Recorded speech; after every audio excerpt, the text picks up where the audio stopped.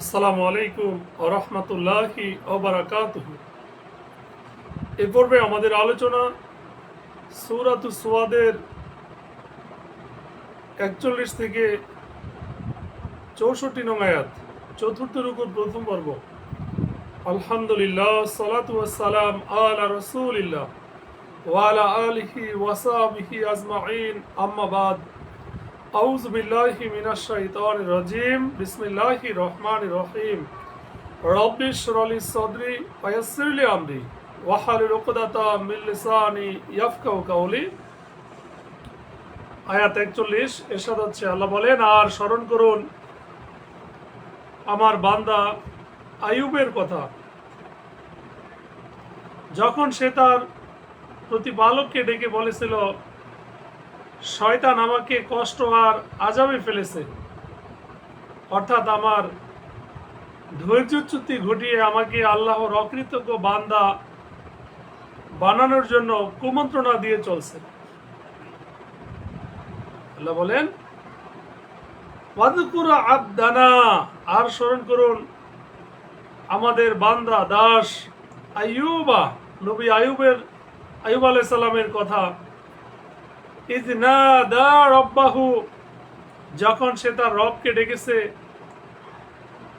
আন্নি মাসানিয়া, নিশ্চয়ই আমাকে স্পর্শ করেছে, আর শয়তান বিনুসবি ওয়া আযাবে, কষ্ট দিয়ে ও যন্ত্রণা দিয়ে। আল্লাহ বলেন, আমি তাকে নির্দেশ দিলাম, আপনি আপনার পা দিয়ে জমিনে আঘাত করুন, এই তো ঠান্ডা পানি গোসলের জন্য আর পানের জন্য। উরকুদ বিরিজলিকা, আল্লাহ বলেন, আমি তাকে নির্দেশ দিলাম,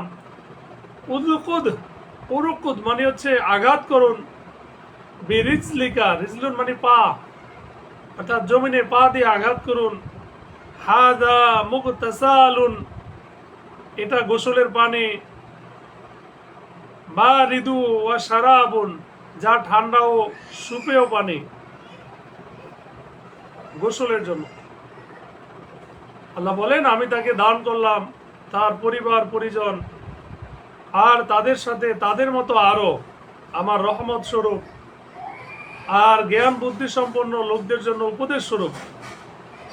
আল্লাহ বলেন, ওয়াহাবনা লাহু আহলাহু, আর আমরা তার কাছে তার পরিবারকে ফিরিয়ে দিলাম, অমিসলাহুম মাআহুম, আর তাদের সাথে আরো রহমাতান, অনুগ্রহ দান করলাম, মিন্না, আল্লাহ বলেন, আমার পক্ষ থেকে, ওয়া যিকরা লিআউয়ালিল আলবাব, আমার রহমত স্বরূপ আর জ্ঞান বুদ্ধি সম্পন্ন লোকদের জন্য উপদেশ স্বরূপ।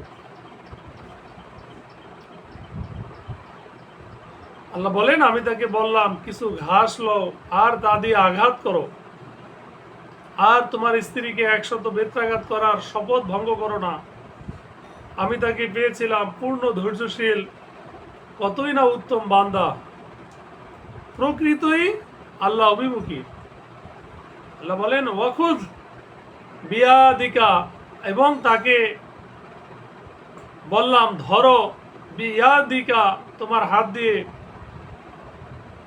দিগসান, এক মুঠো ঘাস, ফাদরিব বিহি, অতঃপর তা দিয়ে তোমার স্ত্রীকে আঘাত করো, ওয়ালা তাহনাস, এবং তুমি শপথ ভঙ্গ করো না, ইন্না ওয়াজাদনাহু, নিশ্চয়ই আমরা তাকে পেয়েছি,